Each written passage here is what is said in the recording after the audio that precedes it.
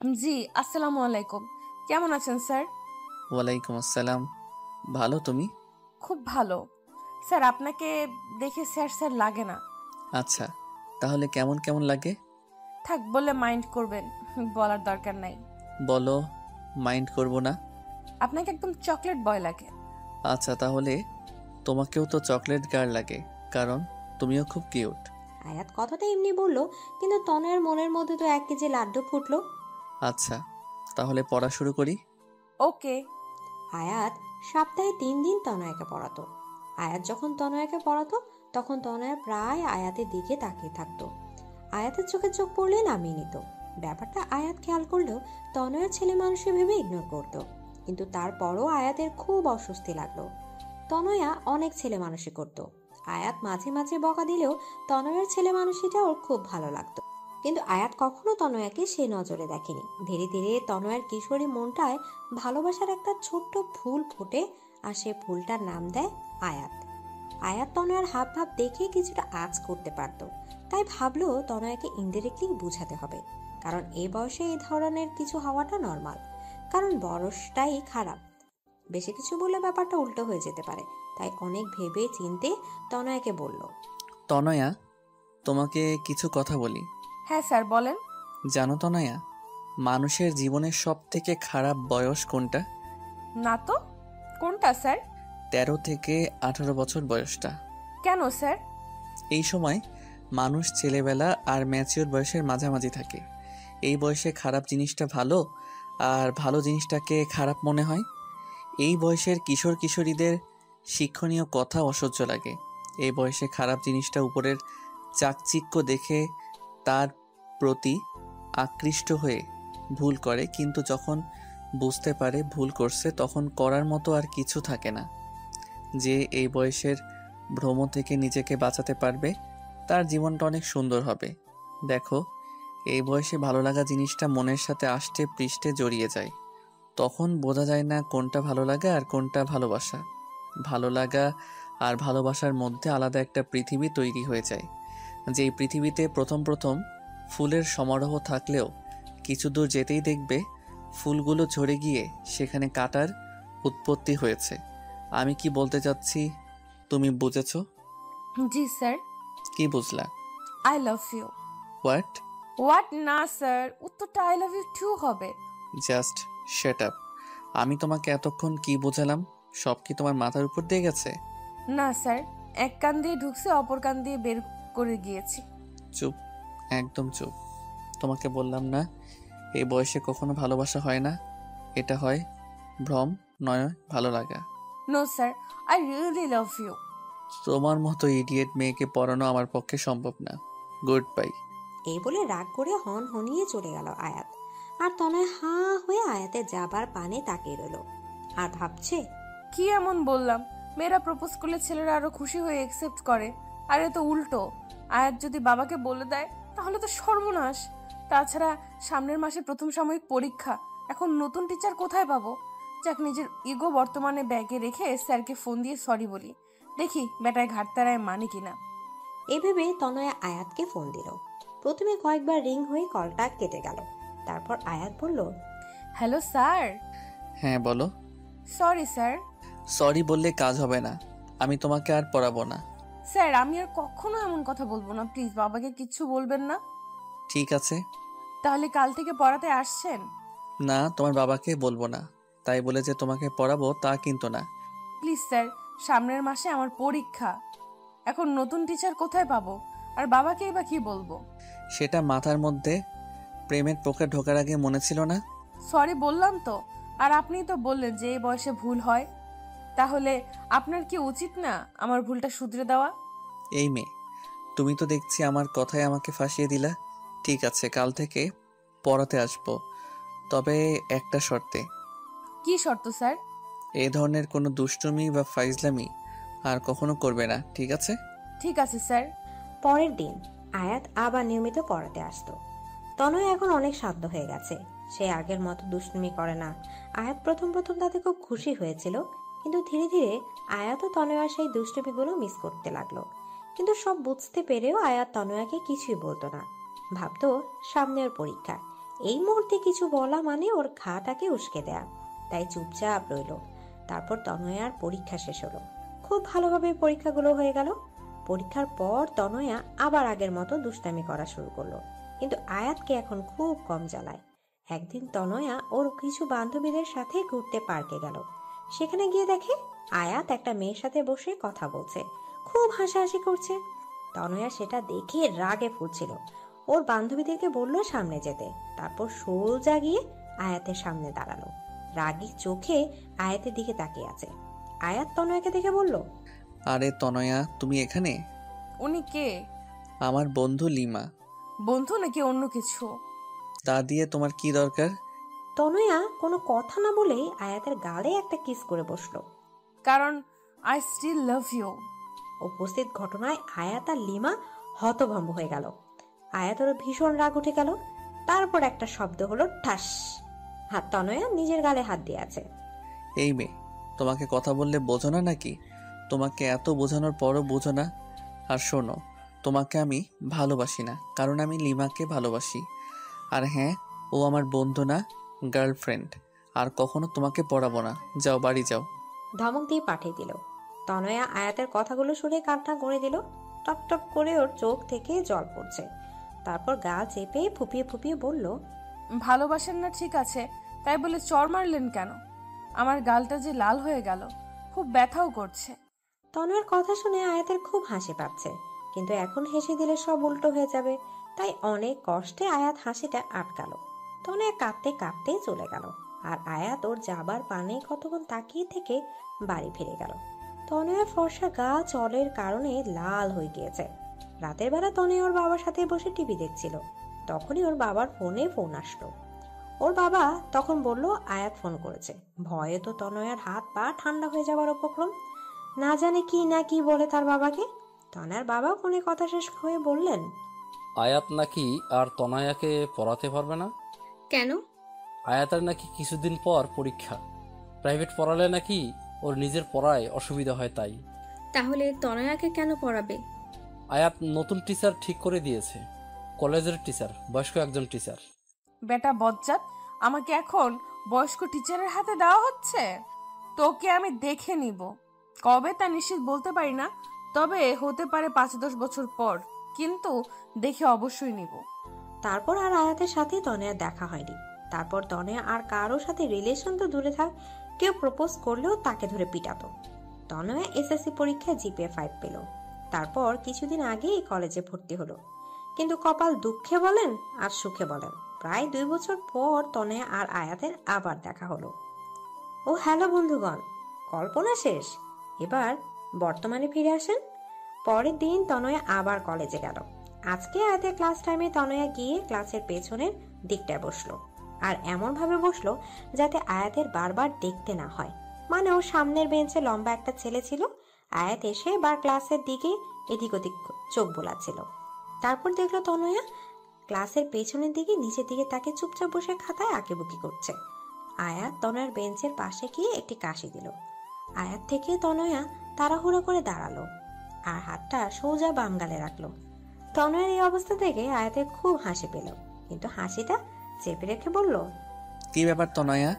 আমি ওখানে পড়াচ্ছি আর তুমি এখানে খাতায় কি আঁকছো? খাতাটা হাতে নিয়ে তনয়া পেট মোটা একটা কার্টুন এঁকেছে দেখে।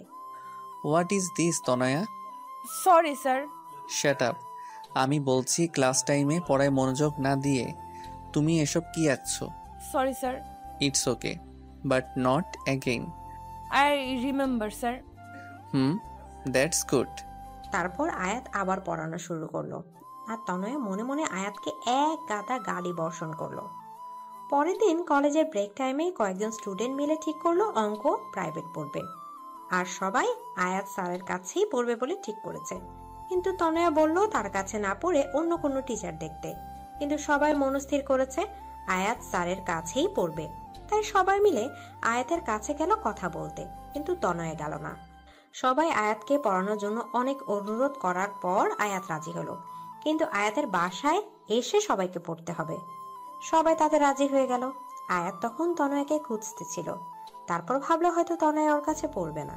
তনয়া ভাবছে পড়তে যাবে কি যাবে না। তারপর ভাবলো সব বন্ধুরা পড়তে পারলে আমি কেন পারবো না। আর আয়াত স্যারের প্রতি এখন কোনো ফিলিংস নাই। আবার নিজেই নিজেকে প্রশ্ন করলো, সত্যি কি তার প্রতি কোনো ফিলিংস নাই?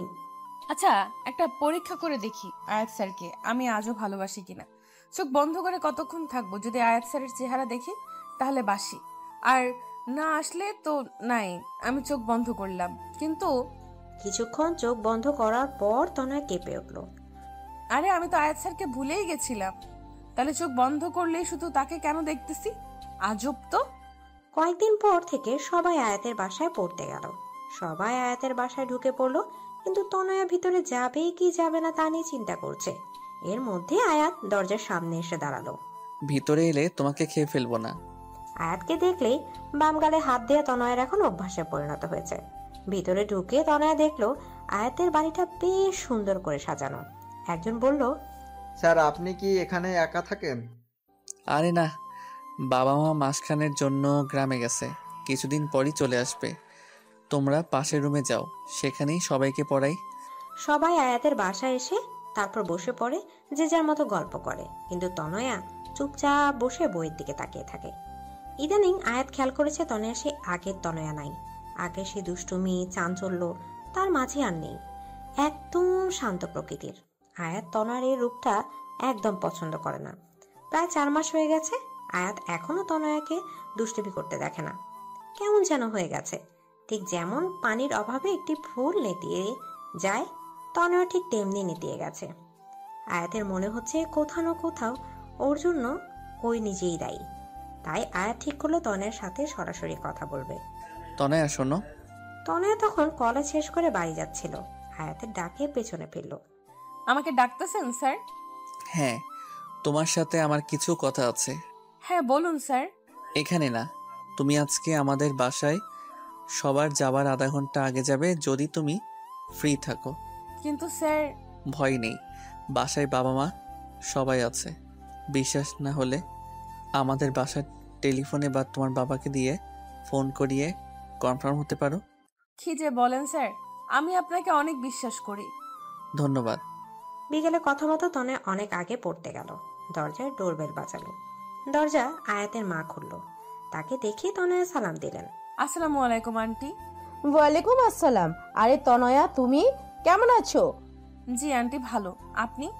খুব ভালো, ভিতরে আসো। আন্টি স্যার কোথায়?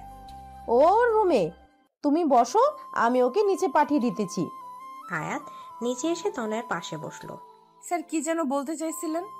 তনয়া, তোমার কি কিছু হয়েছে? না তো স্যার। কিন্তু কেন?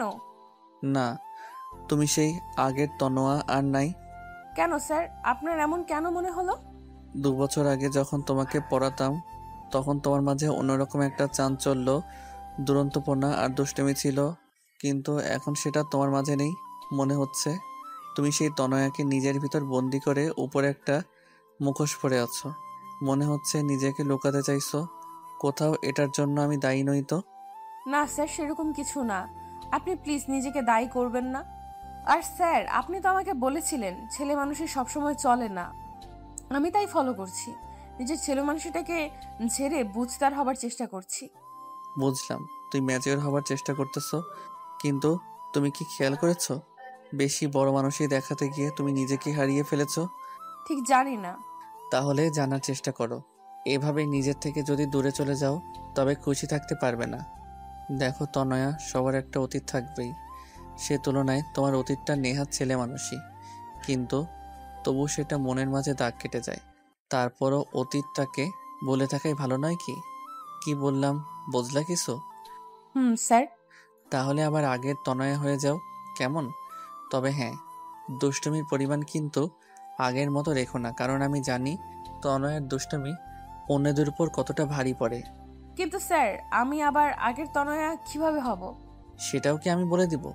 প্রশ্ন যখন আপনি তুলেছেন, উত্তরও আপনাকেই দিতে হবে, বুঝলেন?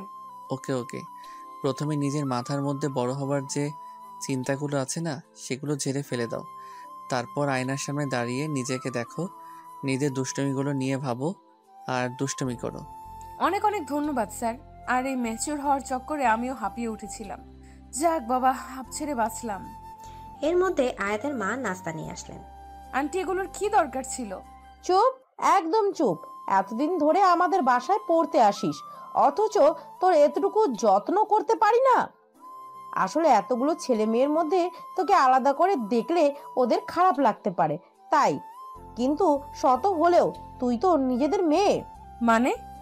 মানে তুই আয়াতের বাবার বন্ধুর মেয়ে। তোর বাবার সাথে কত বছরের পরিচয়। আর তোর বাবা মা তো প্রায় আমাদের বাসায় আসে, কিন্তু তোকে কখনো নিয়ে আসেনি। সব সময় কোনো না কোনো বাহানা বানিয়ে দিত। নে, এবার চুপচাপ খা দাও। তনয়া দেখলো দুবাটি আইসক্রিম, বাকিগুলো রেখে সেটাই নিল। আয়াত আইসক্রিমের অন্য বাটিটা নিতে যাবে, এর মধ্যে তনয়া বলল, একদম হাত দিবেন না। কেন? ওখানে বাকি যে খাবার রাখা আছে সেটা খান, আমার আইসক্রিমের দিকে একদম নজর দিবেন না। আন্টি ওটা আমাকে দিয়েছে। দুবাটি সব একা খাবে? হ্যাঁ তো, 10 বাটি আইসক্রিমও আমার কিচ্ছু হবে না। যান আন্টির কাছে গিয়ে চেয়ে খান।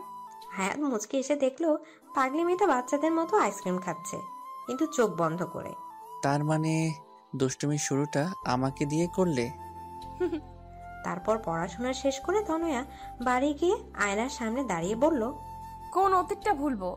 পাশের বাসার টিয়াকে যে চুলকানের ওষুধ লাগিয়ে নাচিয়েছিলাম, নাকি ক্লাসের স্যারের বেঞ্চের নিচে চুইংগাম রেখে দিয়েছিলাম, নাকি পাশের বাসার আন্টির গাছের ফুল চুরির বিষয়টা?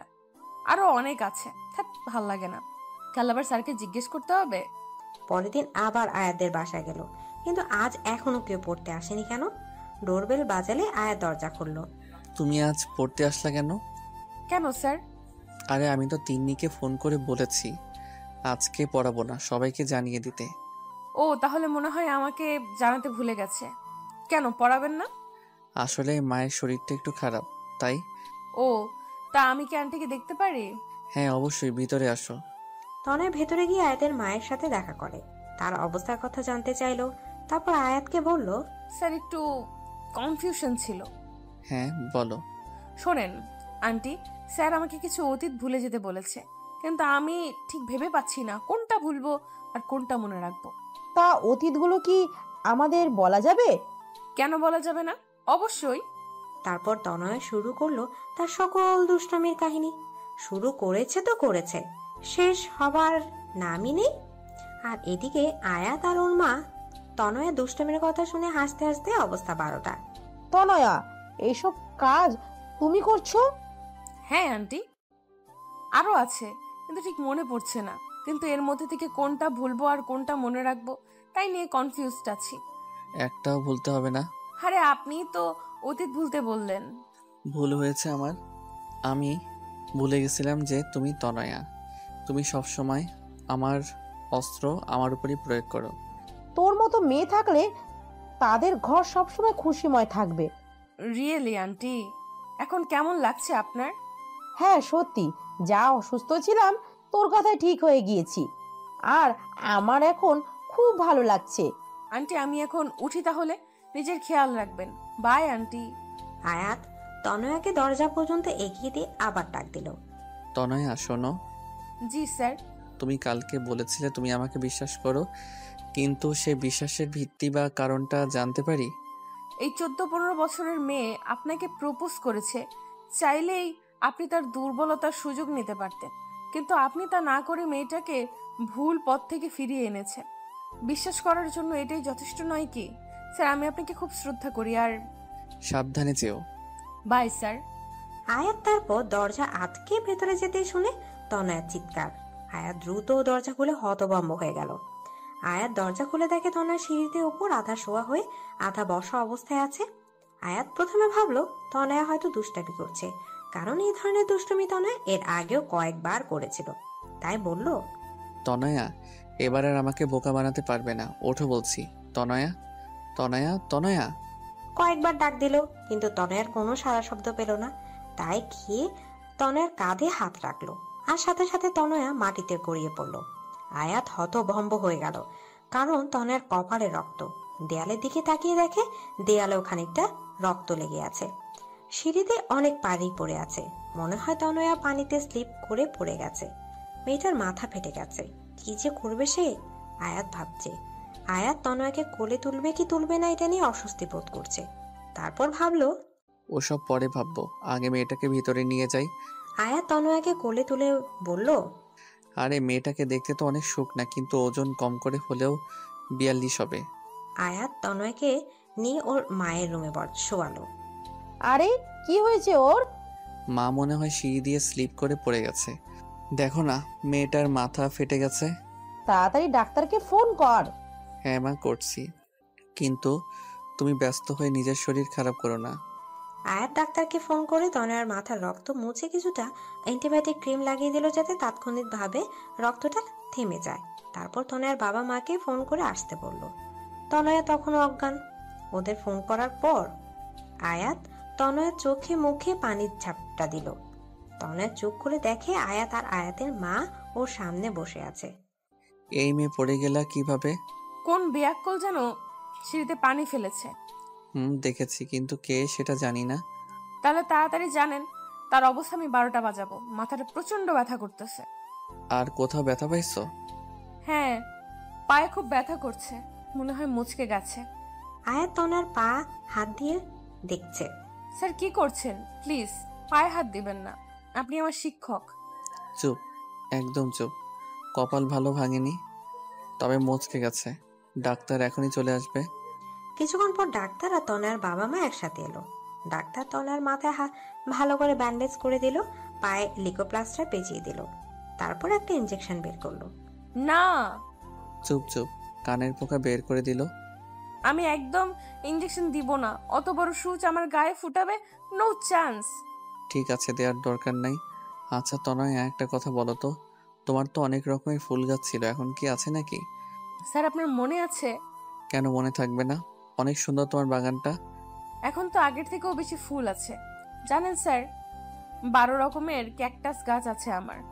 আচ্ছা, তা আমাকে কিছু ফুল গাছ দিবা? হ্যাঁ অবশ্যই স্যার। ডাক্তার হয়েছে? ডাক্তার বলে। তনয়া তাকে দেখে ডাক্তার ইনজেকশন দেওয়া শেষ। তনয়া বুঝলো আয়াত কেন ফুল গাছের প্রসঙ্গ তুলেছে। স্যার আপনি খুব বাজে। আমি জানি। ডাক্তার তারপর তনয়ের বাবা মা আয়াতের বাবা মায়ের সাথে কথা বলতে থাকে, আর আয়াত আর তনয় অনেক কথা বলল। তনয়া দুষ্টুমি পড়া কথাগুলো শুনে আয়াত মুগ্ধ নয়নে তনয়ার দিকে তাকিয়ে থাকে। তনয়ার চোখে চোখ পড়লে আবার চোখ সরিয়ে নিত। এদিকে সন্ধ্যা পেরিয়ে গেল। আমাদের যে এখন উঠতে হবে। আরে থাক না আজকে। না রে, পরে একদিন। আজকে তনয়ার এই অবস্থা, তাই বাড়ি যাওয়াটাই বেটার। তাহলে আজকে উঠি। কিন্তু তনয়া তো হাঁটতে পারে না, ও 3 তলা থেকে কিভাবে নামবে? সমস্যা নাই, আয়াত নামিয়ে দিবে। তনয়ার বাবা মা সবাই নিচে নামছে, সাথে আয়াতের বাবা মাও। কি ম্যাডাম রেডি? কিসের জন্য? আয়াত কোনো কথা না বলে তনয়াকে কোলে তুলে নিল। তনয়া হতভম্ব হয়ে গেল, আর প্রথমবার আয়াতের স্পর্শ পেয়ে শিহরিত হয়ে উঠল। ওর শরীরে প্রত্যেকটি পশম দাঁড়িয়ে গেল। কোনো কথা যেন মুখ থেকে বের হচ্ছে না, চুপচাপ চোখ বন্ধ করে আছে। আর আয়াত ওকে নিয়ে নিচে নামছে। তনয়া শোনো, তোমার হাতটা আমার কাঁধে রাখলে ভালো হতো, তোমার যা ওজন। তনয়া রাগান্বিত চোখে আয়াতের দিকে তাকিয়ে হাতটা আয়াতের কাঁধে রাখলো, আর আয়াতের চোখের দিকে তাকাতে অজানা এক আবেশে হারিয়ে গেল। তনয়া মনে মনে বলল, আরেকটা চান্স নেব নাকি স্যারকে ভালোবাসার? সাথে চটার কথাও মনে পড়ল। আর তনয়া হাতটা ওর বা গালে চলে গেল। আয়াত সেটা খেয়াল করে বলল, এই মেয়ে, তুমি আমাকে দেখলে সবসময় গালে হাত দাও কেন? এমন ভাব করছেন যেন কিছুই জানেন না। আয়াত তা দেখে হেসে দিল।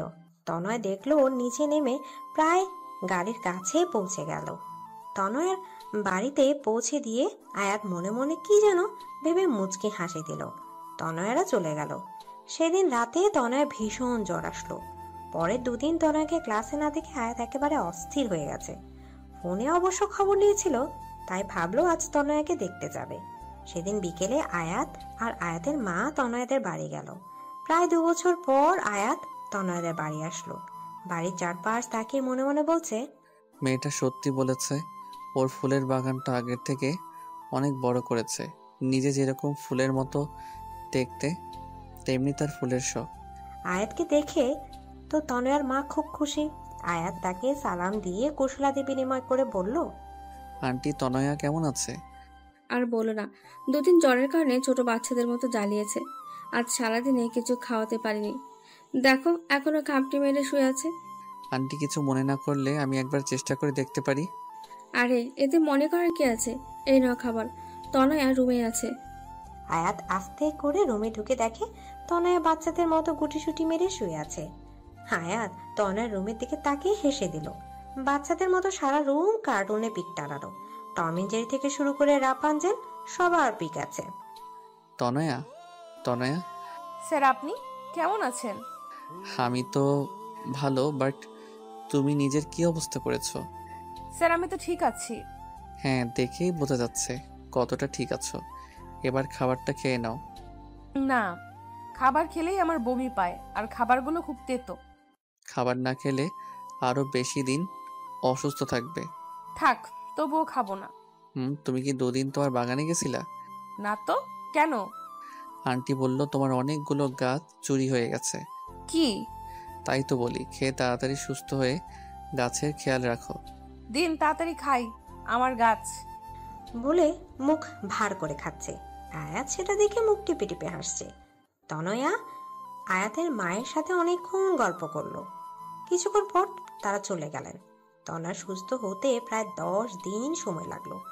এই 10 দিন আয়াত ক্লাসে তেমন কোনো মনোযোগ দিতে পারলো না। তনয়াকে খুব মিস করছে, কিন্তু কেন সেটা সে নিজেও ভেবে পাচ্ছিল না। তনয়া এখন নিয়মিত কলেজে আসে। দিন চলে যাচ্ছে আর তনয়া আর আয়াতের সম্পর্কটা আগের থেকে অনেকটা কাছে এসেছে। খুব ভালো বন্ধু ভাব হয়ে গেছে দুজনার। তারপর তনয়ার প্রথম বর্ষের ফাইনাল পরীক্ষা শুরু হয়ে গেল, আর পরীক্ষা খুব ভালোভাবে হলো। একদিন তনয়া বন্ধুদের সাথে একটি রেস্টুরেন্টে গেল। সেখানে আয়াতের জিএফ লিমাকে দেখলো কার সাথে যেন কথা বলছে। তনয়া লিমাকে প্রথম দেখে চিনে ফেললো। তারপর মনে মনে বলছে, কি করে ভুলবো এই শয়তান্নিটাকে? আমার অঙ্ক স্যারকে আমার কাছ থেকে চুরি করে নিয়ে গেল, চুন্নি কোথাকার। কিন্তু চুন্নিটার সাথে কে? আয়াত স্যারের মতোই তো লাগছে না। যাই একটু দেখে আসি, জ্বালিয়েও আসি। তোরা খাবার অর্ডার দে, আমি এক্ষুনি আসতেছি। তনয়া লিমার সামনে গিয়ে দাঁড়িয়ে বলল, হাই লিমা আপু। হাই, আমাকে চিনতে পেরেছেন? তুমি তনয়া না? জি আপু, কেমন আছেন? ভালো, তুমি? জি ভালো। তারপর তনয়া লিমার পাশে বসা লোক দিকে তাকালো। না, এ তো আয়াত স্যার নয়। তাহলে কে? একবার জানতে চাইবো? না থাক, যদি কিছু মনে করে আবার জিজ্ঞেস না করলে যে কনফিউশন থেকে যাবে। কি করি? তা এখানে কি করতে? বন্ধুদের সাথে। আচ্ছা আপু, আপনার সাথে এ কে? ইনি আমার। কথাটা বলতে যাবে এর মধ্যে লিমাকে কে যেন ফোন দিল। লিমা ফোনটা রিসিভ করেই বলল, হ্যাঁ আয়াত বল। আর কথা বলতে বলতে একটু দূরে চলে গেল। তনয়া বুঝলো ফোনটা আয়াত করেছে, তাই কিছু না বলে মন খারাপ করে বন্ধুদের কাছে এসে বসলো। মা ফোন করেছিল, এখনই বাসায় যেতে বললো। তোরা আড্ডা দে, আমি পরে একদিন তোদের সাথে আড্ডা দিব। রেস্টুরেন্ট থেকে বের হয়ে রিক্সা না নিয়ে সোজা হাঁটা ধরলো। আজ কেন যেন তনুর খুব কষ্ট হচ্ছে। মনে হচ্ছে বুকটা ফেটে যাবে। ভীষণ কান্না পাচ্ছে। কেন আমি আয়াত স্যারকে ভালোবাসলাম, আর কেনই বা এত কষ্ট হচ্ছে? এদিকে লিমার ফোনে কথা বলা শেষ হলে তনয়াকে খুঁজতে খুঁজতে ওর বন্ধুদের কাছে গিয়ে তনয়ার কথা জানতে চাইলো। তারপর ওকে না পেয়ে নেহার কাছ থেকে তনয়ার ফোন নাম্বার নেয় এবং লিমারটা নেহার কাছে দিয়ে আসে, আর বলে অবশ্যই যেন ফোন করে। এদিকে তনয়া হাঁটতে হাঁটতে প্রায় বাড়ির কাছে চলে আসে। ওদের বাড়ি থেকে কিছু দূরে ছোট্ট একটা পার্ক, আর সেই পার্কে যেখানে দাঁড়িয়ে আয়াতকে চড় মেরেছিল। এখানে বিকেলে অনেক ব্যায়াম করে, কেউ গল্প গুজব করে। তনয়া পার্কে ঢুকে নদীর ধারে একটি বেঞ্চে বসলো। কেন যেন খুব কান্না পাচ্ছে, আর মনে মনে নিজে নিজে বলছে, স্যারের কাছে আমার ভালোবাসাটা নেহা ছেলে মানুষই ছাড়া আর কিছুই না। কিন্তু আমার কাছে কেন সেটা মনে হয় না? আমার ছেলে মানুষই মনের মধ্যে যে ছোট্ট একটা ভালোবাসার মতো হৃদয় আছে, সেটা কি স্যার দেখতে পায় না, নাকি বুঝতে পারে না? পারবেই বা কি করে? স্যার তো আমায় না, লিমাকে ভালোবাসে। এদিকে তনয়ার ফোনটা বেজেই চলেছে। ফোনে অচেনা নাম্বার দেখে রিসিভ করলো না, কিন্তু বারবার রিং হচ্ছে বলে তাই একবার রিসিভ করলো। এপাশ থেকে বলল, হ্যালো তনয়া, আমি লিমা। বলুন আপু। তনয়া, তুমি কোথায়? পার্কে বসে আছি। কোন পার্কে? যে পার্কে বসে আপনার বয়ফ্রেন্ড আমাকে চড় মেরেছিল। ওখানেই বসো, আমি 10 মিনিটের মধ্যে আসছি। তনয়া কিছু বলার আগে ফোনটা কেটে গেল। কিছুক্ষণের মধ্যে লিমা চলে আসলো। হ্যাঁ আপু বলেন, কি বলবেন? তুমি কিছু না বলে চলে আসলা কেন? এমনিতেই ভালো লাগতেছিল না আপু। ভালো লাগতেছিল না নাকি আয়াত আমাকে ফোন করেছিল তাই? তেমন কিছু না। সুইটহার্ট, তোমার বয়সটা আমিও পেরিয়ে এসেছি, সো আমার কাছে লুকিয়ে লাভ নাই ডিয়ার। আচ্ছা, তুমি তখন জানতে চাইলে না আমার পাশের লোকটিকে? হুম। He is my husband. তাহলে আয়াত স্যার যে সেদিন বলল? ওটা আয়াত সেদিন তোমাকে শোনানোর জন্য বলেছিল, যাতে তুমি পাগলামি না করো। তাহলে তার সাথে আপনার কি সম্পর্ক? আয়াত আমার খালাতো ভাই। আমরা দুজন একই বয়সী, এক ক্লাসে পড়ি, যার কারণে আমরা খুব ভালো বন্ধু। শুধু বন্ধু, অন্য কিছু না, বুঝলা পাগলি মেয়ে? তাহলে আয়াত স্যার সেদিন মিথ্যা কথা কেন বলল? সেটা ঠিক।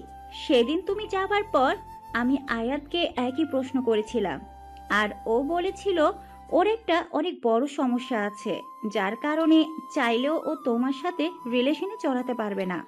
কিন্তু একটা বিষয় কি জানো, যখনই আয়াতের সাথে কথা বলি, আয়াত যদি 10টা কথা বলে, তার 9টা কথায় তোমাকে নিয়ে বলে। তনয়া, এরকম ওরকম সেরকম আরো কত কথা। মনে হয় যেন তুমিও নিঃশ্বাসের সাথে মিশে গেছো। তাহলে আমাকে বলে না কেন? সেদিন আমি আয়াতকে বললাম যে আয়াত, তোর প্রত্যেকটা কথাই আমি তনয়ার জন্য গভীর ভালোবাসা অনুভব করি, আর যতদূর জানি তনয়াও তোকে পাগলের মতো ভালোবাসে। তাহলে তুই মেয়েটাকে বলে দে, মেয়েটাকে আর কষ্ট দিস না। আয়াত তখন কি বলল জানো?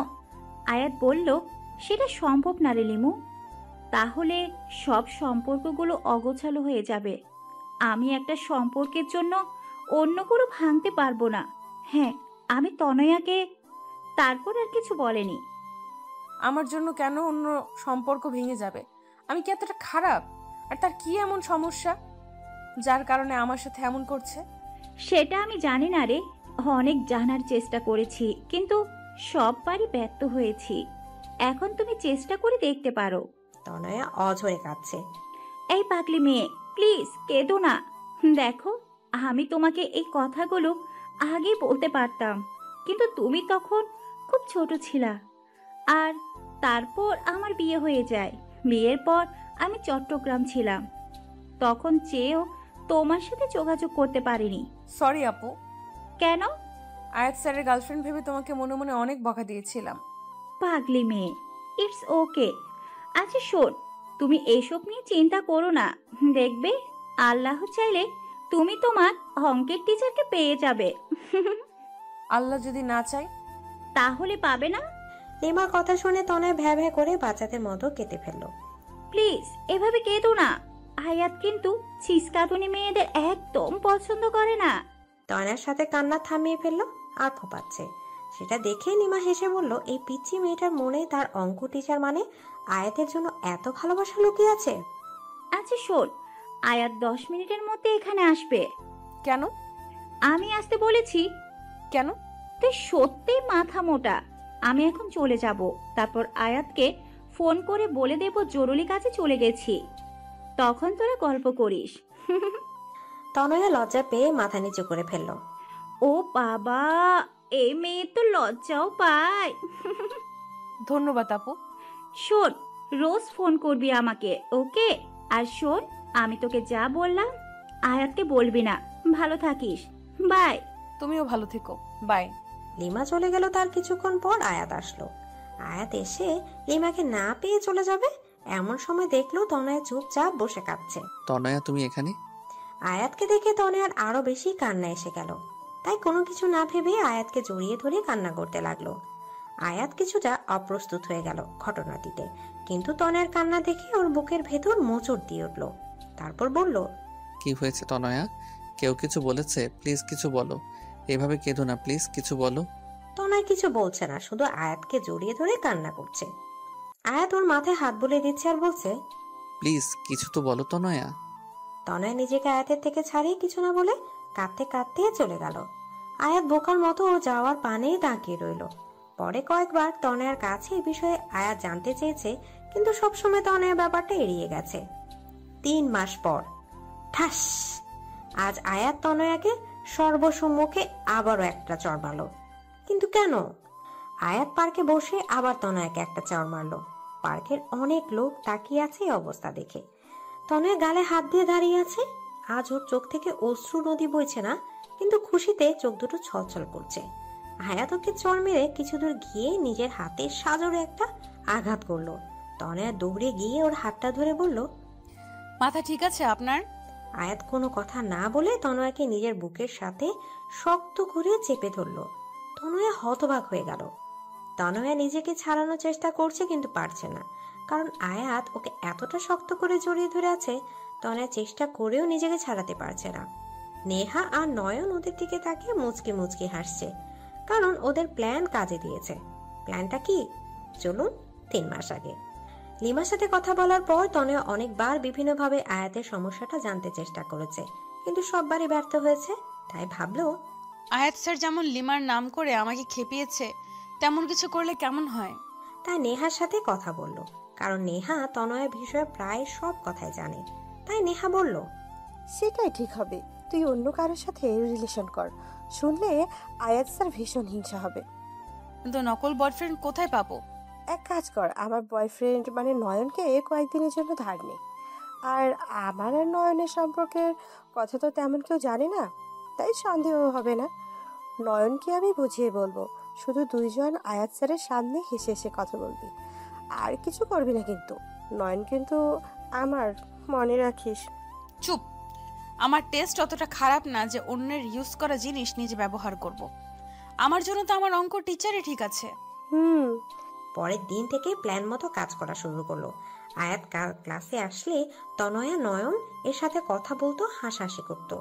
কলেজ থেকে প্রায় একসাথে যেত, এমনকি আয়াতের বাসায় কেউ দুজন একসাথে বসতো, কথা বলতো। আয়াত সেগুলো নোটিশ করতো আর ভীষণ রাগী চোখে তনয়ার দিকে তাকাতো। তনয়া সেগুলো দেখে মনে মনে হাসতো। তো সেদিন আয়াত পার্কে আসবে সেটা তনয়া জানতো, তাই আগে থেকে নয়নের সাথে পার্কে গিয়ে বসে কথা বলছে আর জোরে হাসছে। সেটা দেখে আয়াতের পা থেকে মাথা পর্যন্ত গরম হয়ে গেল। সাথে সাথে গিয়ে তনয়ার সামনে দাঁড়ালো। তনয়ার হাতটা টেনে ধরে দাঁড় করিয়ে ঠাস। আয়াত এখন তনয়াকে জড়িয়ে ধরে আছে। তনয়াও এখন নিজেকে ছাড়ানোর বৃথা চেষ্টা করছে না। আয়াতের বুকে কান পেতে ও হৃদয়ের আওয়াজটা শোনার চেষ্টা করছে। চোখ বন্ধ করে অনুভব করছে ও হৃদয়ের আওয়াজটা। হঠাৎ কি একটা মনে করে আয়াত তনয়াকে ছেড়ে দিয়ে চলে যেতে চাইল। এবার তনয়া আয়াতের হাতটা টেনে ধরল। দাঁড়ান। আয়াত মাথা নিচু করে দাঁড়িয়ে আছে। যখন তখন আমাকে চড় মারবেন, আবার জড়িয়ে ধরবেন। আমার গালটা কি বাংলা লিংক থামে পাইছেন? চড় মারলেন তো মারলেন, তারপর টানা 10 মিনিট জড়িয়ে ধরে রাখলেন। দেখেন লোকজন কেমন করে তাকিয়েছে। আপনার সমস্যাটা কি বলবেন? কোনো সমস্যা নাই, আমার কাজ আছে। যতই কাজ থাকুক, আমার প্রশ্নের উত্তর না দিয়ে যেতে পারবেন না। আমি তোমার প্রশ্নের উত্তর দিতে বাধ্য নই। বাধ্য, 100 বার বাধ্য। স্যার আমি জানি আপনি আমাকে, কিন্তু আপনি কেন আমায় ইগনোর করছেন সেটা বলবেন প্লিজ। আর হ্যাঁ, নয়নের সাথে আমার কোনো সম্পর্ক নাই। এতদিন যা দেখেছেন সবটাই আপনাকে রাগানোর জন্য। তনয়া, তোমার বয়স কত? আপনার তো অন্য কিছু বলার কথা। আগে বলো, তারপর বলছি। 17 বছর। 18 বছর হতে কতদিন বাকি? এইচএসসি পরীক্ষার বাকি তো প্রায় 5 মাস, আর পরীক্ষার মধ্যেই 18তে পা দিব। তোমার প্রশ্নের জবাবগুলো আমি তোমার এইচএসসি পরীক্ষার পর দিব, কিন্তু তার আগে তোমাকে আমাকে একটা ওয়াদা করতে হবে। কি ওয়াদা? তোমাকে পরীক্ষায় ভালো রেজাল্ট করতে হবে। যদি তা না করো তাহলে আর আমার সাথে কথা বলার চেষ্টাও করবে না। ওকে, ডান। তনয়া পরের দিন থেকে কলেজে যেত। আয়াত ক্লাস করাতো, কিন্তু তনয়ার দিকে তাকাতো না পর্যন্ত। তনয়ার মনে মনে খুব অভিমান হতো আয়াতের উপর। এমনকি আয়াতের বাসায় পড়তে গেলেও আয়াত চুপচাপ পড়াতো, কিন্তু সহজে তনয়ার দিকে তাকাতো না। আয়াতের এমন আচরণে তনয়ার খুব কষ্ট লাগতো। আয়াতের এভাবে ইগনোর করাটা তনয়া মেনে নিতে পারছিল না। কয়েক মাস মাত্র বাকি পরীক্ষার, তাই কলেজ কমিটি আর স্যাররা মিলে সিদ্ধান্ত নিল সব পরীক্ষার্থীদের নিয়ে কক্সবাজারে ঘুরতে যাবে। যেহেতু সব টিচাররা যাবে, তাই আয়াতও তাদের সাথে যাবে। তনয়া সেটা শুনে ভাবলো, আমি গেলে হয়তো স্যার ঠিকমতো এনজয় করতে পারবে না, তার থেকে আমার না যাওয়াটাই বেটার। তাই ওর বন্ধুদের বললেও যাবে না। সেটা নেহা আয়াতকে বলে দেয়। পরের দিন আয়াত ক্লাসে এসে বলে, স্টুডেন্ট, এটা একটা শিক্ষা সফর। আমার মতে এখানে সবার যাওয়া উচিত। কেউ নিজের ব্যক্তিগত সমস্যা এটার মধ্যে টেনে না আনলেই বোধহয় ভালো হবে। তনয়া বুঝলো আয়াত কথাগুলো ইনডিরেক্টলি তনয়াকে বলেছে। তনয়া তারপর কি ভেবে যেন যাওয়ার জন্য রাজি হয়ে গেল।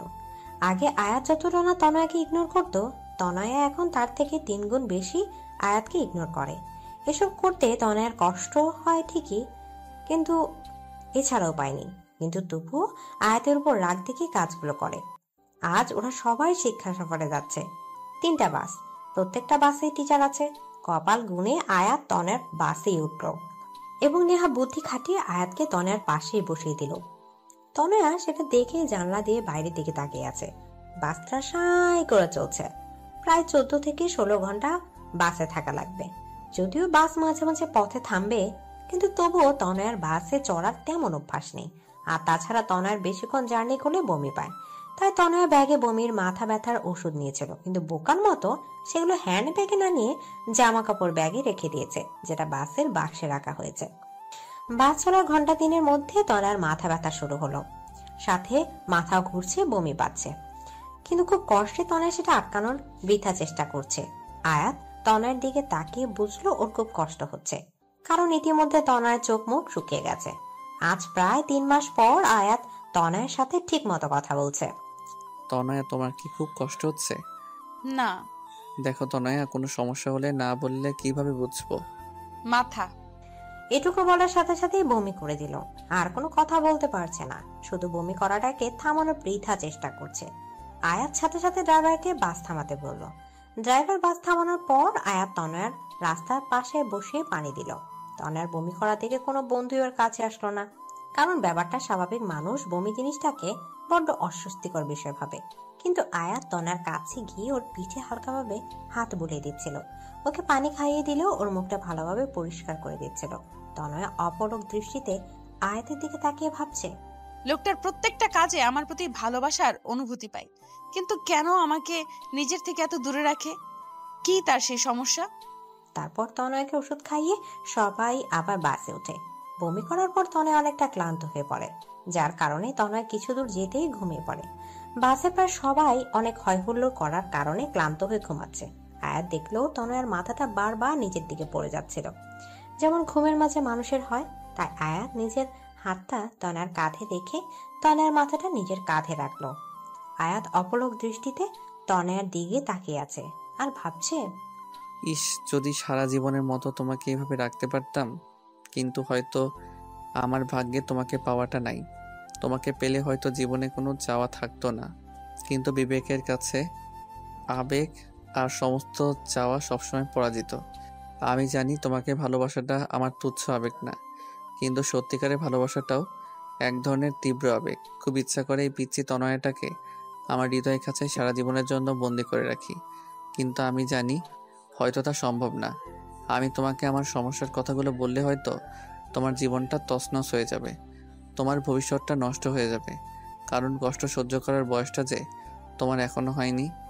আয়াত তনয়ার দিকে তাকিয়ে থাকতে থাকতে ঘুমিয়ে পড়ে। কিছুক্ষণ পর তনয়ার ঘুম ভাঙে, কিন্তু তনয়ার মনে হচ্ছে কারো হৃদয়ের মাঝে আছে ও।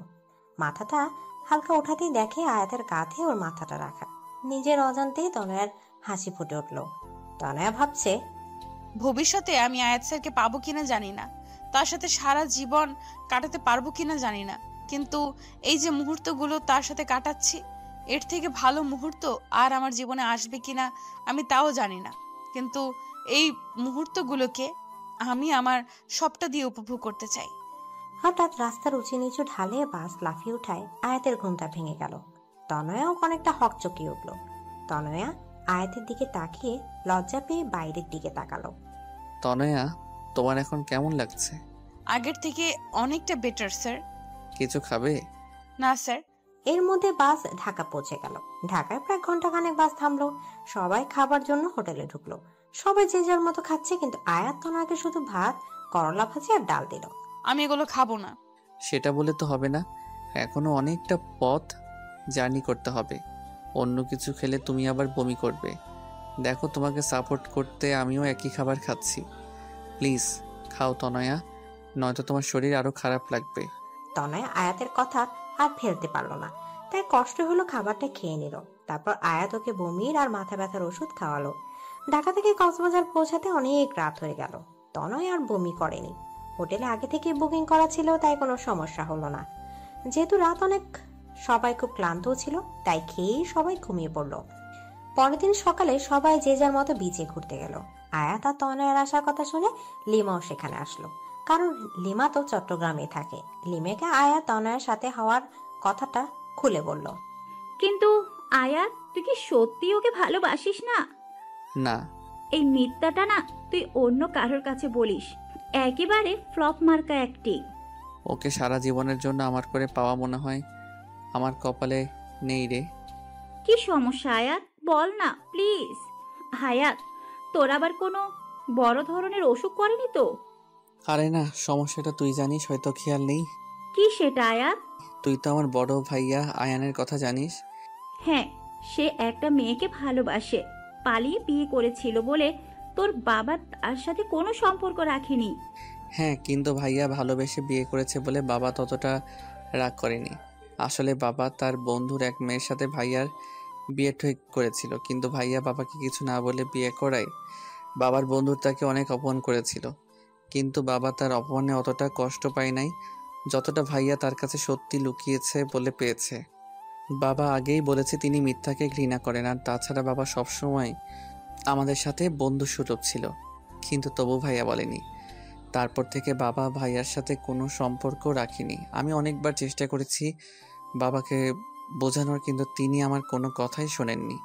আসলে মানুষ একবার তীব্র কষ্ট পেলে তার মনটা পাথরের মতো হয়ে যায়, তখন শত আবেগ অনুভূতি তার মনকে ছুঁতে পারে না। বাবার ক্ষেত্রেও তাই হয়েছে। কিন্তু আয়াত, তোর ভাইয়ের ভালোবাসার সাথে তোর ভালোবাসার কি সম্পর্ক? হ্যাঁ, সেটাই বলছি। আচ্ছা লিমা, তুই কি জানিস তনয় আমাকে ঠিক কতদিন ধরে ভালোবাসে? হ্যাঁ, প্রায় 4 বছর। না, 3 বছর 8 মাস ধরে আমি তনয়ের চোখে আমার জন্য ভালোবাসা দেখেছি। কিন্তু জানিস আমি তনয়াকে ঠিক কতদিন ধরে ভালোবাসি? ঠিক কতদিন বলতে পারবো না, তবে তনয়া থেকে কম দিন। 4 বছর 13 দিন। তুই তনয়াকে আগে থেকে চিনতিস? হ্যাঁ, তনয়াকে আমি প্রথম দেখি আমার এক বন্ধু রবির বাসায়। আর প্রথম দেখায় তনয়ের উপর কেমন যেন একটা অনুভূতি কাজ করা শুরু করে দিয়েছিল। রবির ছোট বোনের জন্মদিন এসেছিল তনয়া, কারণ তনয়া রবির বোনের বান্ধবী। জানিস রবির ছোট বোন কে? কে? তনয়ের সবচেয়ে কাছের বান্ধবী নেহা। তারপর নেহার থেকে তনয়ের সম্বন্ধে সবকিছু জানি। সব জেনে দেখলাম তনয় আমার থেকে প্রায় 6 বছরের ছোট, আর এত ছোট বয়সী মেয়ের সাথে রিলেশন করাটা নেহাত বোকামি। আর তাছাড়া তনয়া তখন রিলেশনে জড়ালে ওর পড়ালেখায় ক্ষতি হতো, ওর ভবিষ্যৎ অন্ধকারের দিকে যেত। যাকে এতটা ভালোবেসে ফেলেছি তার ভবিষ্যৎ কিভাবে নষ্ট করি বলো? আর তাছাড়া দুটো মানুষ যখন রিলেশনে থাকে তখন একে অপরের মাঝে কিছুদিন পর শয়তানের তাড়নায় একটা আলাদা অনুভূতি তৈরি হয়। চুম্বকের বিপরীত মেরু যেমন একে অপরকে আকর্ষণ করে, ঠিক তেমনি প্রেমিক প্রেমিকের মধ্যেও এ আকর্ষণ কাজ করে। আর তখন তারা না চাইতেও নোংরামিতে জড়িয়ে পড়ে। আমি তো ছেলে, নোংরামি করে পার পেয়ে যেতাম, কিন্তু আমার তনয়া তো ছোট, ও হয়তো সমাজের প্যাচ বুঝতে না পেরে নিজের ক্ষতি করে বসতো। তাই সবসময় তনয়ের থেকে দূরে দূরে থেকে ওকে ভালোবেসেছি। কিন্তু উপরওয়ালা বোধহয় আমাদের নিয়ে খেলতে ভালোবাসে। আমি তনয়াকে পড়ানোর কথা শুনেই না করে দিলাম, কিন্তু বাবার কথা ফেলতে পারলাম না। কিন্তু তারপর তনয়াকে প্রথমবার পার্কে এই কারণে চড় মেরেছিলাম যে তনয়া যেন ভুল পথে পা না বাড়ায়। আমি হয়তো তনয়াকে পড়াতাম না, তাই অন্য কোনো ছেলে যাতে না পড়াই, তাই তনয়ের জন্য আমি টিচার ঠিক করে দিলাম। তনয়াকে স্কুলে কেউ প্রপোজ করার আগেই তাকে যেভাবেই হোক তনয়ের থেকে দূরে সরিয়ে দিতাম। তনয় হয়তো 2 বছরে আমাকে একবারও দেখেনি, কিন্তু 2 বছরের একটি দিনও আমি তনয়াকে না দেখে থাকিনি।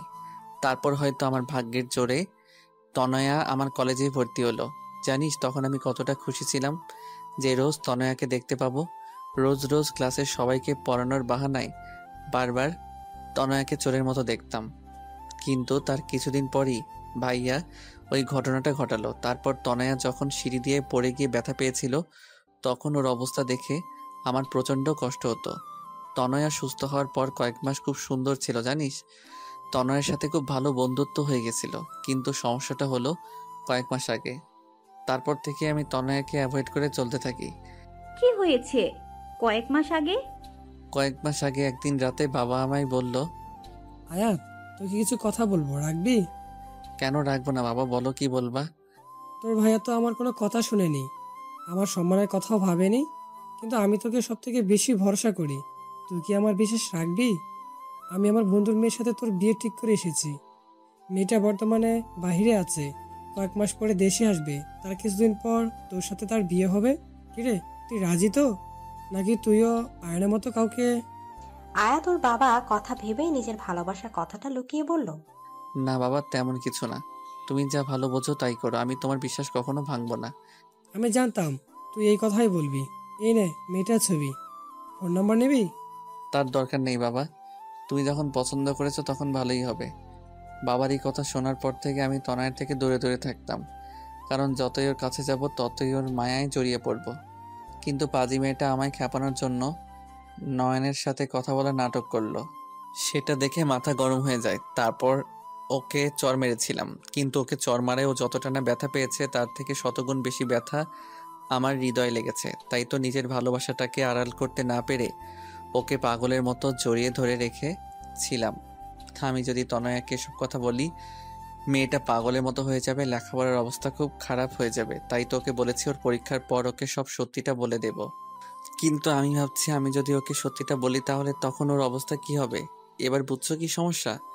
গাদা, গদ্দপ, উল্লুক, বলদ, তোর মাথায় কমন সেন্স বলতে কিছু আছে? তুই তোর বাবার কোনো কথা না শুনে বোকার মতো ওয়াদা জড়িয়ে বসলি। আরে আগে আঙ্কেলের কথাটা শুনে তো নিতি। এখন কিছু করার নাই রে। হ্যাঁ, তা থাকবে কেমনে? করার পর তো তুই বন্ধ করে দিছস। আচ্ছা, মেয়েটার ছবি আছে এখন তোর কাছে? হ্যাঁ, আমার মোবাইলে মনে হয় আছে। দেখি। আয়াত মোবাইলটা বের করে অনেকক্ষণ খুঁজে ছবিটা লিমাকে দেখালো। এই চুন্নি, আরে তনয়া তো এর থেকে 1000 গুণ বেশি সুন্দর। তনয়ার সামনে তো এটা চা কম পানি লাগবে। আচ্ছা, মেয়েটার সাথে কথা বলেছিস? তোর মাথা ঠিক আছে না? তোর উপর যা রাগ হচ্ছে না, আমি যদি তনয়ার জায়গায় থাকতাম না তবে তোকে মেরে এই সমুদ্রে ফেলে দিতাম।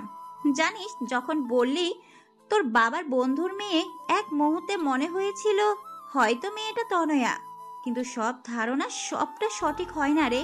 জানি, কিন্তু এখন আমার আর কিছু করার নাই। তা কিভাবে পারবি? এক নর্মাল আবাল ছেলে কোথাকার। এই বলে রাগ করে লিমাও চলে গেল। লিমার রাগ হওয়াটা অস্বাভাবিক কিছু না। আয়া চুপচাপ ওখানে বালির উপর বসে সাগরের পানে অপলক দৃষ্টিতে তাকিয়ে আছে। আর চোখ থেকে টপটপ করে নোনা তরলগুলো ঝরে পড়ছে, যেগুলো আবার নোনা বালিগুলো নিজের বুকে ধারণ করে নিচ্ছে। তনয়া আয়াতের সামনে এসে কিছুক্ষণ দাঁড়িয়ে দেখছে কিভাবে আয়াতের চোখ থেকে জল ঝরছে। হঠাৎ তনয়া আয়াতের চোখের পানিটা ধরে ফেললো। আয়াত তনয়ার দিকে তাকালো। তনয়া বলল, জানেন স্যার, আমার মা বলেছিল ছেলেরা নাকি খুব বেশি কষ্ট না পেলে কাঁদে না, আর যদি কাঁদে তাহলে ছেলেদের চোখের জলগুলো নাকি মুক্তোর চেয়েও দামি হয়। আর আপনি এত দামি জিনিসগুলোকে এইভাবে অপচয় করছেন। মা আরো বলেছেন, যদি আমাদের মনে খুব বেশি কষ্ট লাগে তাহলে নিজের কাছের মানুষের কাউকে জড়িয়ে ধরে কাঁদলে নাকি কষ্ট কমে যায়। আপনিও আপনার কাছের কাউকে জড়িয়ে ধরে কাঁদুন, দেখবেন মন হালকা লাগবে। দাঁড়ান, আমি লিমা আপুকে ডেকে দিচ্ছি। এই বলে তনয়ার সামনে পা বাড়ানোর আগে আয়াত তনয়ার হাতটা টেনে ধরলো। তনয় পেছনে ফিরে তাকানোর সাথে সাথে আয়াত তনয়াকে টান দিয়ে নিজের বুকের মাঝে চেপে ধরে। শক্ত করে তনয়াকে জড়িয়ে ধরে আয়াত কান্না করছে। তনয় কিছু হতভম্ব হয়ে গেল, কিন্তু আয়াতের এই অবস্থা থেকে কিছু বলল না, শুধু বলল, কি হয়েছে স্যার, আমাকে কি বলা যায়? আয়াত তনয়কে শক্ত করে জড়িয়ে ধরে আছে আর ভাবছে, আমি তোমাকে সারা জীবনের জন্য আমার বুকে রাখতে চাই, কিন্তু আমি জানি আমি হয়তো তোমাকে পাবো না। কিন্তু তবুও বেহায়া মনটা সবসময় তোমাকে আমার করে পেতে চাই। চলুন স্যার, কিছুক্ষণ সাগরের পানিতে পা ডুবিয়ে হাঁটি। সমুদ্রের বিশালতায় তাকিয়ে নিজের কষ্টগুলোকে সমুদ্রের ঢেউয়ের সাথে মিশিয়ে দেই, যাতে ঢেউ পাড়ে এসে আমাদের সকল কষ্টগুলোকে নিজের সাথে ভাসিয়ে নিয়ে গিয়ে সমুদ্রের বুকে মিলিয়ে দেয়। তারপর তনয়া আয়াতের হাত ধরে সমুদ্রের পাড়ে হাঁটতে লাগলো। আয়াত তাকিয়ে দেখছে তনয়াকে। তনয়ার চুলগুলো প্রবল বাতাসে বারবার ওর মুখে পড়ছে, আর তনয়া সেগুলো বারবার সরানোর বৃথা চেষ্টা করছে। আয়াতের মন চাচ্ছে তনয়ার অবদ্ধ চুলগুলো নিজ হাতে ওর কানের পেছনে গুজে দিতে, আলতো করে তনয়ার গালটাকে ছুঁয়ে দিতে, ওর চোখের দিকে তাকিয়ে চোখের গভীরতা হারিয়ে যুগ যুগ কাটিয়ে দিতে, আর বারবার বলতে ইচ্ছা করে, I love you Tanaya, I love you lot. হঠাৎ ফোনে রিং এর শব্দে আয়াতের ভাবনা ছেদ পড়ল। হ্যাঁ লিমা বলো। সরি, তখন তোর উপর রাগ উঠে গেছিল, তাই তোকে যা তা বলে ফেলেছি। It's okay. শোন আয়াত, ভবিষ্যতে কি হবে তা হয়তো আমরা জানি না, কিন্তু বর্তমানটা তো আমরা নিজের মতো করে সাজাতে পারি। তোর জীবনে পরবর্তীতে কি হবে তা আল্লাহর উপর ছেড়ে দে, কিন্তু যে 2 দিন তুই এখানে আছিস তনয়ার সাথে ভালোভাবে কথা বল, ওর সাথে ভালো সময় কাটা। হতে পারে এই 2 দিন তোর জীবনের সবচেয়ে সুখের মুহূর্ত হয়ে স্মৃতির পাতায় রয়ে যাবে। পারলে আমার কথাটা রাখিস। বাই। লিমা ফোনটা কাটলে আয়াত ফোনটা পকেটে রেখে তনয়াকে বলল, তনয়া। হ্যাঁ বলুন স্যার। আচ্ছা তনয়া, যে 2 দিন আমরা এখানে থাকবো সেই 2 দিন কি আমরা বন্ধু হতে পারি? কেন নয়? থ্যাঙ্কস। তনয়া আয়াতকে ধাক্কা মেরে পানিতে ফেলে দিয়ে হাসছে। এটা কি করলে? কেন আমরা না এখন বন্ধু? আচ্ছা দাঁড়াও, তোমাকেও চোবাবো এখন। নো। সারাদিন দুজন অনেক মজা করলো। তারপর সন্ধ্যাবেলা দুজন হেঁটে হেঁটে হোটেলে ফিরছিল। তখন আয়াত হাঁটছে আর ভাবছে যেদিন তনয়া সত্যিটা জানবে ও ঠিক কিরকম রিয়াক্ট করবে তা ভেবে মনটা সমুদ্রে ওঠা অশান্ত ঝড়ের মতো উথাল পাথাল করছে। কক্সবাজারে যে 2 দিন ছিল সেই 2 দিন আয়াত আর তনয়া খুব সুন্দর সময় কাটিয়েছে। লিমার সাথে ওরা দুজন অনেক জায়গা ঘুরেছে। তনয়া আয়াতকে সুন্দর একটা শামুকের তাজমহল শোপিস গিফট করলো। আয়াত প্রথমে নিতে চায়নি, কিন্তু তনয়ের ছেলে মানুষের কাছে হার মানতে হলো। স্যার জানেন তাজমহল হচ্ছে ভালোবাসার প্রতীক। আয়াত তনয়ার কথার কোনো উত্তর দিল না, শুধু তনয়াকে সুন্দর একটা ওড়না গিফট করলো। তনয়া ওড়নাটা পেয়ে ভীষণ খুশি। তনয়া মনে মনে ভাবছে হয়তো পরীক্ষার পর স্যারকে প্রপোজ করবে। কিন্তু তনয়া সত্যিটা কি জানলে হয়তো নিজের হুঁশই হারিয়ে ফেলবে। তারপর ওরা বাড়ি ফেরার দিনও তনয়া 3 বার বমি করে, আর তখন আয়াত ওকে ভীষণ কেয়ার করেছিল। বমি করার পর ক্লান্ত হয়ে তনয়া আয়াতের কাঁধে ঘুমিয়েছিল। তনয়া যখন আয়াতের কাঁধে মাথা দিয়ে ঘুমাচ্ছিল তখন গাড়ি চলার গতিতে তনয়ার মাথাটা বারবার নিচের দিকে পড়ে যাচ্ছিল বলে আয়াত তার একটা হাত দিয়ে তনয়ার মাথাটা ধরে রেখেছিল। আয়াত যখনই তনয়ার মুখের দিকে তাকায় তখনই অজানা এক প্রশান্তিতে আয়াতের বুকটা ভরে যায়। কেন যেন তনয়ার থেকে নিজের চোখ সরাতেই পারে না। তারপর নিজেকে বলে মিথ্যা স্বপ্ন দেখে কোনো লাভ নেই, কারণ মিথ্যা সব মানুষকে শুধু মিথ্যা আশা দেয় আর কষ্ট দেয়, এর বাইরে কিছুই দেয় না। তনয় কিছুটা পথ ঘুমিয়েছিল আর কিছুটা পথ ঘুমের অভিনয় করেছিল, কারণ ঘুম ভাঙলে যে আয়াত তার কাঁধটা সরিয়ে নিবে। তনয়া আয়াতের কাঁধে মাথা রেখে ভাবছিল, ইস, এইভাবে যদি সারা জীবন ওর কাঁধে মাথা রেখে থাকতে পারতাম। জানি না কি লেখা আছে আমাদের ভাগ্যে, কিন্তু ভাগ্যে যাই লেখা থাকুক না কেন সারা জীবন আমি আমার অঙ্ক টিচারকেই ভালোবাসবো। বরিশাল পৌঁছাতে পৌঁছাতে অনেক রাত হয়ে গেল। প্রায় সব মেয়েদেরই বাড়ির লোক এসে নিয়ে গেছে, কিন্তু তনয়ার বাবা সেদিন শহরে ছিল না। তাই তনয়ার মা আয়াতকে ফোন করে বলেছে ও যেন তনয়াকে বাড়ি পৌঁছে দেয়। তাই আয়াত তনয়াকে নিজের গাড়িতে করে তনয়াদের বাড়িতে দিকে যায়। এখন কেমন লাগছে তনয়া? জি মোটামুটি ভালো। তোমার কি জার্নি অ্যালার্জি আছে? জি স্যার, আসলে আমি এত দূর বাসে কখনো ট্রাভেল করিনি। ও, তোমার বাড়ি এসে গেছে? ও, ভেতরে আসুন স্যার। না, অনেক রাত হয়ে গেছে, এখন আর ভিতরে যাব না, বাড়ি যাব। ওকে, কিন্তু একবার গাড়ি থেকে বাইরে বের হন। কেন? আরে আগে বের হন তারপর বলছি।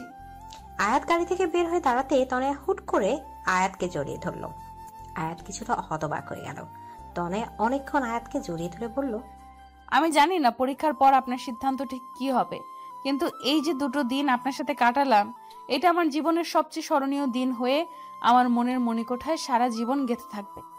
আপনি যেমন আমার মনে গেঁথে আছেন ঠিক তেমনি এই স্মৃতিগুলো গেঁথে থাকবে। ধন্যবাদ স্যার আমার সাথে এত সুন্দর 2 দিন কাটানোর জন্য। আয়াত আর কিছু বলল না, নিজেকে তনয়ের থেকে ছাড়িয়ে চুপচাপ চলে গেল। পরের দিন থেকে সবাই লেখাপড়ায় অনেক ব্যস্ত হয়ে পড়ে, কারণ সামনে পরীক্ষা। আয়াত তনয়ের সাথে কথা বলে কিন্তু কম। তনয় পড়ার প্রেশার আপাতত ভালোবাসার পোকাগুলোকে বাক্সে বন্ধ করে রেখেছে। ওদের পরীক্ষা শুরু হলো। পরীক্ষার মধ্যে তনয় 18তে পাপ দিল, কিন্তু পরীক্ষার কারণে কোনো সেলিব্রেশন হয়নি। আজ ওদের পরীক্ষা শেষ হলো। তনয়ের পরীক্ষা খুব ভালো হয়েছে, কারণ ও আয়াতকে প্রমিস করেছিল। পরীক্ষা শেষ হওয়ার পর তনয়া অধীর আগ্রহে আয়াতের ফোনের অপেক্ষা করতে লাগলো, কিন্তু প্রায় 1 মাস হয়ে গেছে, কিন্তু আয়াত ওকে দেখা করতে বলছে না। ফোনে তনয়ার সাথে কথা হলেও এই বিষয়টা আয়াত সব সময় এড়িয়ে যায়। এড়িয়ে যাবে না তো কি করবে? আয়াত তো তনয়ার মুখোমুখি হতেই ভয় করে। ঠিক কি বলবে ওকে?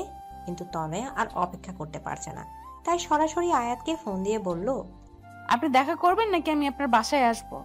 না না, তার দরকার নেই। আসলে আমি তো এখন কিছু কাজে ঢাকা এসেছি, 2 সপ্তাহ পর আসতেছি।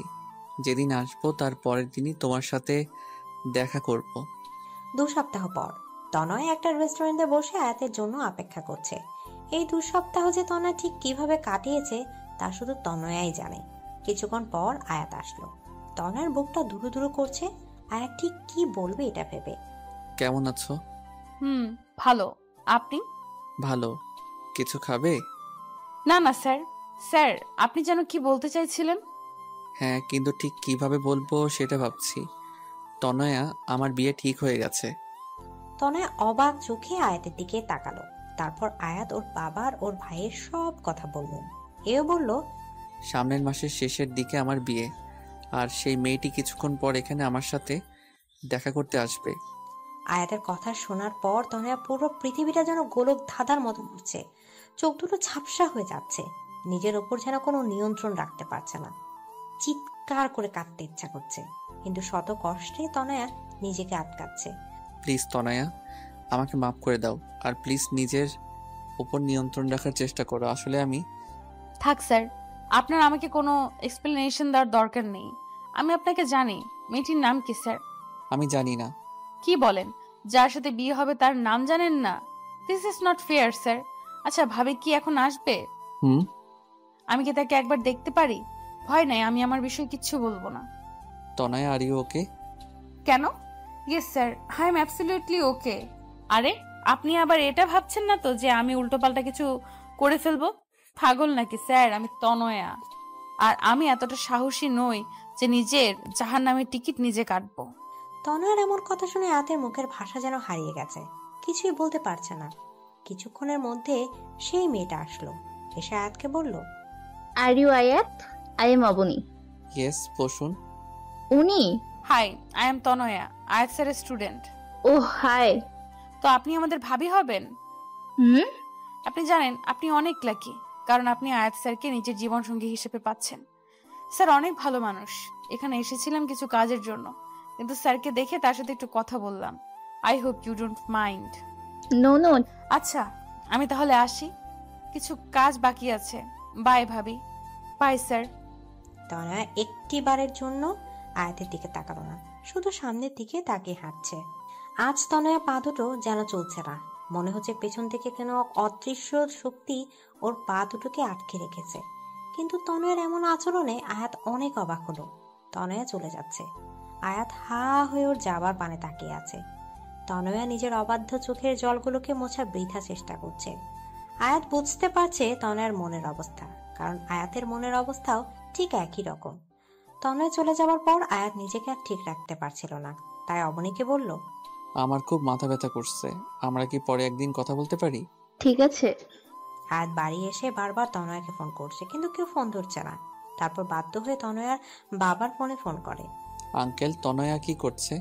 তনয়ার বাবা বলল, তনয়া নাকি টিভি দেখছে, কার্টুন দেখছে আর পাগলের মতো হাসছে। এই মেয়েটা না পুরো পাগল। ফোনটা একটু তনয়াকে দিবেন? তনয়ার বাবা ফোনটা তনয়াকে দিয়ে বলল, আয়াত ফোন করেছে। হ্যালো স্যার, কেমন আছেন? ভাবি কেমন আছে? স্যার শোনেন, বিয়ে করছেন, আমাদের কিন্তু বড় করে একটা ট্রিট দিতে হবে, ঠিক আছে? আয়াত তনয়ার এরূপ কথা শুনে পুরো থ হয়ে গেল। তারপর প্রায় রোজ আয়াত তনয়াকে ফোন করত, কারণ আয়াত তনয়াকে নিয়ে খুব ভয় থাকতো। কিন্তু রোজ তনয়া এমনভাবে কথা বলতো যেন কিছুই হয়নি, যেন তনয়ার স্মৃতি থেকে আয়াত নামটা সম্পূর্ণ মুছে গেছে। আয়াত তনয়ার এমন আচরণে দ্বিধার মধ্যে পড়ে যেত। খুব ভয় হতো আয়াতের তনয়াকে নিয়ে। আয়াতের যেদিন বিয়ে হবার কথা তার কিছুদিন আগে তনয়ার রেজাল্ট দেয়। তনয়া এবারও প্লাস পায়।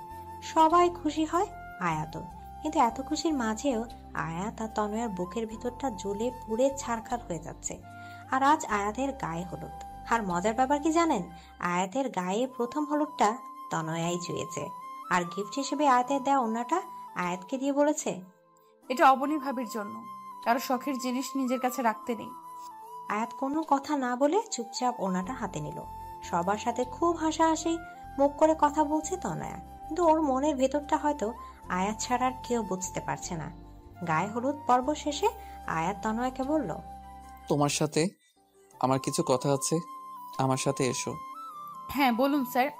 তনয়া, তুমি কি করে এতটা স্বাভাবিক আছো বলো? কেন স্যার, অস্বাভাবিক হওয়ার মতো কিছু হয়েছে কি? আয়াত এবার নিজের রাগ কন্ট্রোল করতে পারলো না। ঠাস করে তনয়ার গালে কষে একটা চড় মেরে বলল, এই মেয়ে, তুমি কি কিছু বোঝো না নাকি তোমার বোধগম্য শক্তি সব শেষ হয়ে গেছে? আবার মারলেন? এবার কোন অধিকারে মারলেন? আর হ্যাঁ, you are too late sir. আর কথাটা বলার আগেই আয়াত তনয়াকে দেয়ালের সাথে চেপে ধরে বলল, অধিকার? কি অধিকার, তাই না? তোমার উপর যদি আমার অধিকার না থাকে তাহলে কারো নাই। হ্যাঁ, তো রাগ দেখানোর কোনো প্রয়োজন নাই। কিসের জোরে আপনি আমার উপর অধিকার খাটাচ্ছেন? এই বলে তনয়া চলে যেতে চাইলে আয়াত তনয়াকে আরো শক্ত করে দেয়ালের সাথে চেপে ধরে। আয়াত তনয়ার একদম কাছে চলে যায়, এতটা যে একে অপরের নিঃশ্বাসের অনুভূতি পাচ্ছিল। আয়াত তনয়ার কাছে গিয়ে বলল, আমার ভালোবাসার জোরে আমি তোমার উপর অধিকার খাটাচ্ছি। একদিন পর যে অন্য কাউকে নিজের স্ত্রী হিসেবে স্বীকার করবে, তার মুখে ভালোবাসা অধিকার নামক কথা শোভনীয় লাগে না। আয়াত তনয়ার হাতটা শক্ত করে ধরে বলে, চলো, আজ এখন সবার সামনে আমি তোমাকে বিয়ে করব। দেখি কে কি করে, আমি কারো পরোয়া করি না। প্লিজ স্যার, রাগের মাথায় কোনো কাজ করবেন না। রাগ মানুষের গোছানো কাজকেও নষ্ট করে দেয়। প্লিজ বোঝার চেষ্টা করুন। Just shut up. আয়াত তনয়াকে ওর বাবার কাছে নিয়ে যাবে, এর মধ্যে লিমা এসে বলল, আয়ান ভাইয়া এসেছে তার বউ নিয়ে। কি আর বাবা? আয়াত, তনয়া, লিমা তাড়াতাড়ি আয়াতের বাবার কাছে যায়। গিয়ে দেখে আয়াতের বাবা আয়ান ভাইয়ের সাথে কথা বলছে। আজ আয়াতের জন্য তোকে মাফ করে দিলাম। দেখো, আজ আয়াত আমাকে কত বড় খুশি দিচ্ছে। দেখো, আয়াত আমাকে দেয়া কথা রেখেছে, তাই এই খুশির কারণে আমি তোমাকেও মাফ করে দিলাম। আয়াতের বাবা এই খুশি দেখে আয়াত আর কিছু বলতে পারলো না। তনয়া আয়াতকে সাইডে এনে বলে, দেখুন স্যার, আজ আপনার বাবা কত খুশি। আপনি কি চান তার এই খুশিটা নষ্ট হয়ে যাক? দেখুন স্যার, আমার আপনার উপর কোনো রাগ বা ক্ষোভ নেই। কেন জানেন? কারণ আপনি নিজের খুশির কথা না ভেবে আপনার বাবার খুশির কথা ভেবেছেন। আর এই জন্যই আমি আপনাকে না পাওয়ার জন্য মনে কোনো রাগ রাখি নাই।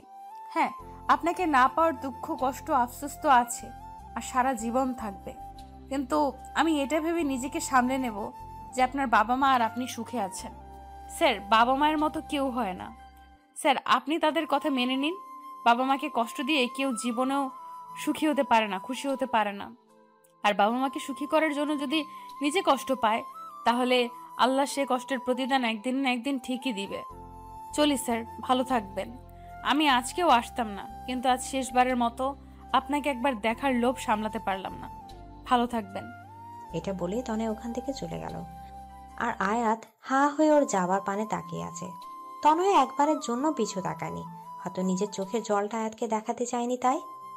আজ আয়াতের বিয়ে, কিছুক্ষণের মধ্যেই বিয়ে হয়ে গেল। আয়াতের ঘোরের মতো লাগছে, একটা ঘোরের মধ্যে বিয়েটা হয়ে গেল। আয়াত মুখ থেকে যখন কবুল বলছিল, তখনও কলিজাটা যেন ছিঁড়ে যাচ্ছিল। বিয়ে হবার কিছুক্ষণ পর আয়াত তনয়ার কাছে ফোন করলো। ফোনটা নেহা ধরলো। হ্যাঁ স্যার, বলেন। তনয়া কোথায়? বেঁচে আছে, ভয় নেই আপনার, আমার পাশেই আছে। কিন্তু আমি আপনাকে ওর সাথে কথা বলতে দিব না। আপনি আপনার নতুন বউয়ের কাছে যান। এই বলে নেহা ফোনটা কেটে দিল। আয়াত আর কথা বাড়ালো না। রাত অনেক হলো, কিন্তু আয়াত নিজের রুমের দিকে যাবার নামও করছে না। ওর ভাবি ওকে জোর করে রুমের ভিতরে ঢুকিয়ে দিল। আয়াত রুমে ঢুকে কিছুক্ষণ নীরব থাকলো, তারপর ধীরে ধীরে বিছানার কাছে গিয়ে বলল, সরি অবনী, আমি আসলে তোমাকে বিয়ে করতে চাইনি। আমি অন্য একজনকে ভালোবাসি। তোমাকে স্ত্রী হিসেবে মেনে নেওয়া আমার পক্ষে সম্ভব না, পারলে আমাকে মাফ করে দিও। এ বলে আয়াত যাওয়া ধরলেই মেয়েটা আয়াতের হাতটা টান দিয়ে বিছানায় ফেলে দিয়ে আয়াতের পাঞ্জাবির কলার ধরে বলল, ওই, আমাকে কি রবি সিমের মতো ফ্রি পাইছেন যে যখন খুশি চর মারবেন, যখন খুশি ভালোবেসে জড়িয়ে ধরবেন, যখন খুশি বলবেন বিয়ে করবেন না, আবার বিয়ে করে বলবেন স্ত্রী হিসেবে মেনে নেবেন না? কি সমস্যা কি আপনার? আয়াত কথাগুলো শুনে অবাক হয়ে মেয়েটির দিকে তাকিয়ে তার থেকে অ্যাকশনগুলো বেশি শক খেলো। কারণ মেয়েটি আর কেউ নয়, তনয়া। আয়াত যেন কিছুক্ষণের জন্য নিজের চোখে বিশ্বাস করতে পারছে না। মনে হচ্ছে স্বপ্ন আর বাস্তব দুনিয়ার মাঝে একটা আলাদা দুনিয়া তৈরি হয়ে গেছে, আর আয়াত সে দুনিয়া হারিয়ে গেছে। তনয়া জোরে আয়াতের হাতে একটা চিমটি কাটলো। আয়াত নিজের চেতনা ফিরে পেল, হকচকিয়ে বলল, তনয়া তুমি? কি স্যার, সারপ্রাইজটা কেমন লাগলো? অবনী কোথায়? ইস, অবনীর খুব চিন্তা হচ্ছে না? আমি অবনীকে মেরে ফেলেছি। আয়াত যেন কিছুই বুঝতে পারছে না। এর মধ্যে কি যেন দরজায় টোকা দিল। আয়াত দরজা খুলে দেখে অবনী দাঁড়িয়ে হাসছে। হাই দুলাভাই, হোয়াটসঅ্যাপ? এখনো বাসা শুরু করা হয়নি বুঝি? তো আমার জন্য অপেক্ষা করছিলেন বুঝি? আয়াত আবার একটা ধাক্কা খেল। এদিকে তনয়া আর অবনী মিলে হাসছে। এর মধ্যে বাড়ির সব লোক, যেমন আয়াতের বাবা মা, ভাইয়া ভাবি, লিমা, নেহা সেখানে উপস্থিত হলো। সবাই হাসছে। আয়াত যেন বোকা হয়ে গেছে। কোনটা সত্যি কোনটা মিথ্যা তা যেন একটা ভ্রমের মতো লাগছে ওর। বাবা, এসব কি হচ্ছে? আমি জানতাম না যে আমার ছেলে তার বাবা মায়ের জন্য নিজের ভালোবাসা মানুষটাকেও ছাড়তে পারে। মানে? তোমার বিয়ে কখনোই অবনীর সাথে ঠিক হয়নি। তোমার বিয়ে অনেক আগে থেকেই তনয়ার সাথে ঠিক হয়ে আছে। অবনী তয়নার কাজিন। তয়না যখন আমাদের বাসায় পড়তে আসতো তখন থেকে আমি বুঝেছিলাম যে তুমি তয়নাকে ভালোবাসো, কিন্তু আমি দেখতে চেয়েছিলাম তুমি তোমার বাবাকে কতটা ভালোবাসো। তাই তোমার বিয়ে তনয়ের সাথেই ঠিক করেছিলাম, কিন্তু ছবি দেখালাম অবনীর সাথে, মানে তয়নার কাজিনের। কিন্তু আমি শেষ পর্যন্ত দেখতে চাইছিলাম যে তুমি তনয়ের ভালোবাসায় মোহিত হয়ে নিজের বাবা মাকে ছেড়ে যাও কিনা, কিন্তু তুমি তা করোনি। তুমি তোমার বাবা মায়ের চাওয়াটাকে প্রাধান্য দিয়েছো। তোমাকে নিয়ে আজ আমার সত্যি গর্ব হচ্ছে। তার মানে তনয়া সব জানতো? না, তনয়া জানে, মাত্র 3 মাস ধরে। কারণ তনয়ার জন্মদিনে তনয়াকে আমি উপহার স্বরূপ তার অঙ্ক টিচারকে গিফট করেছি। কারণ তনয়াই আমাকে ভালোবাসার আসল মানে শিখিয়েছে। আমার ভাইয়া আর ভাবিকেও সে ফিরিয়ে এনেছে। সরি স্যার, আমার জন্মদিনের দিন যখন বাবা সব খুলে বলল তখন আমি খুশিতে ঠিক কি করব ভেবে পাচ্ছিলাম না। আপনার সামনে দুঃখী হবার অ্যাক্টিং করতে আমার ভীষণ খারাপ লেগেছে, কিন্তু আমি আপনার বাবাকে ওয়াদা করেছিলাম আপনাকে কিছু বলবো না, তাই